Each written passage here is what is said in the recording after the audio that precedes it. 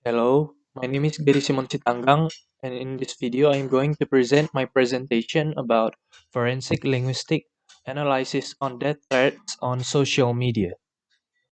Forensic linguistic.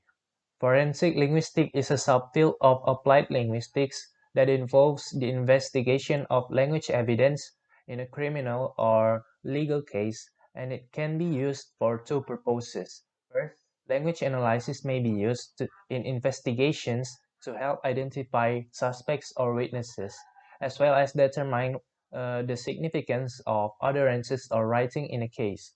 Second, spoken or written language samples may be submitted as evidence in court.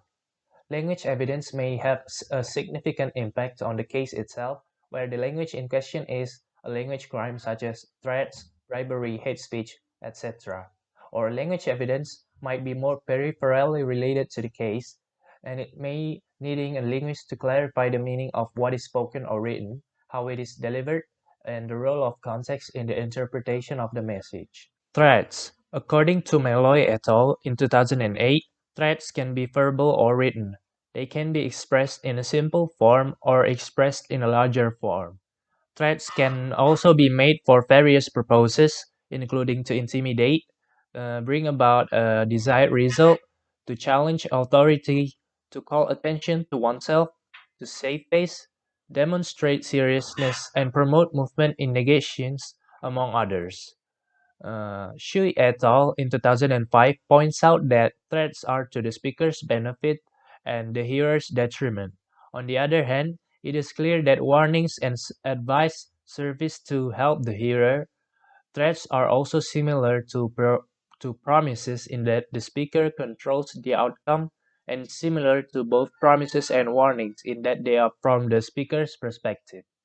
Discussion and analysis. In this paper, the case that is going to be described is the death threats that Neil Maupai received from Derek Ngderen, a Singaporean teenager.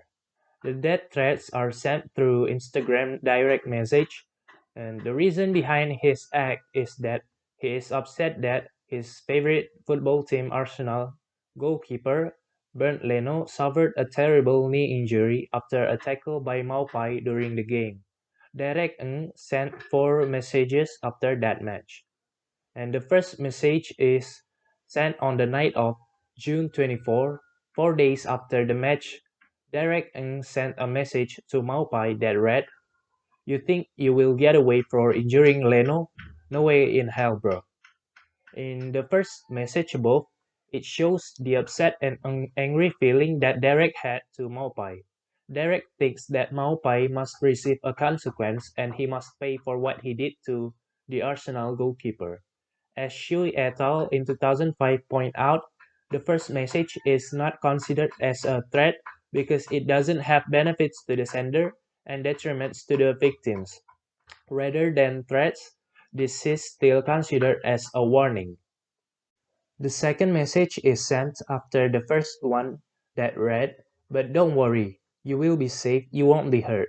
It's more fun watching you feel pain when your loved ones go through suffering." In this message, we can see that the sender promised that Maupai will be safe, but in the second sentence, the sender said that he will make Maupai's loved ones suffer. The second sentence contains a threat to the victim's family. The word suffering in this message could mean that the sender wants to do something that could harm his family.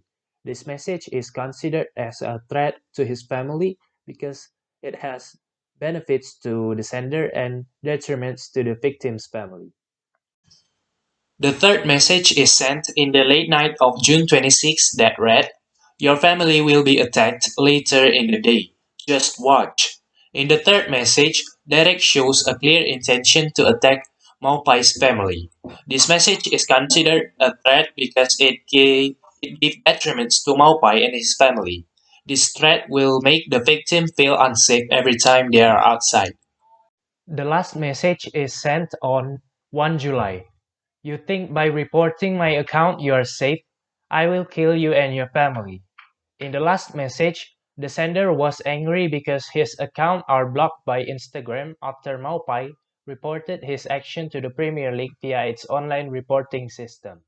In this message, the sender used the word kill, which shows clear intention to harm Maupai and his family.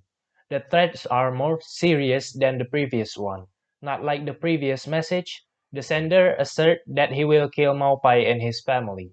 This message shows that it is a death threat that will give detriments to the victim and give the sender the benefits to vent his anger to the victim.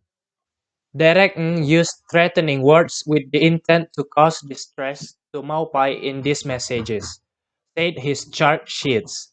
The prosecutor added that Ng's threats were not mild and he had been able to cause material harm to Maupai, who was about 10,000 kilometers away. Because of his action, Derek has been handed a 9-month probation order. Conclusion. Based on the discussion above, we know that language is very important in human life. It depends on how we use it in our life, whether it is to spread love and kindness or to hate each other. The forensic linguistic is developed to help the authorities in investigating crimes relating to language.